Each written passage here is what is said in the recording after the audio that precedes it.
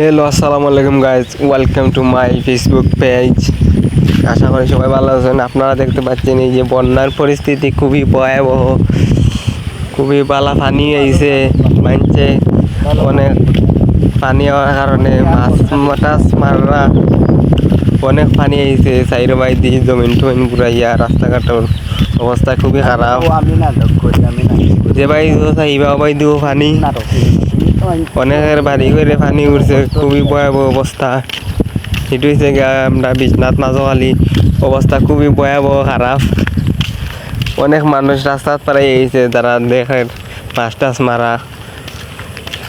সকালে আমিও বাড়াইছি।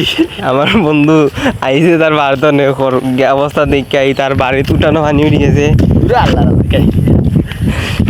আপনারা যারা যন্ত্রণা দেখা কমেন্ট করবা, আর কার কার বাড়িতে পানি উঠছে একটু কমেন্টে জানাইয়া যাইবা। আশা করি সবাই ভালো থাকবা। আসসালামু আলাইকুম।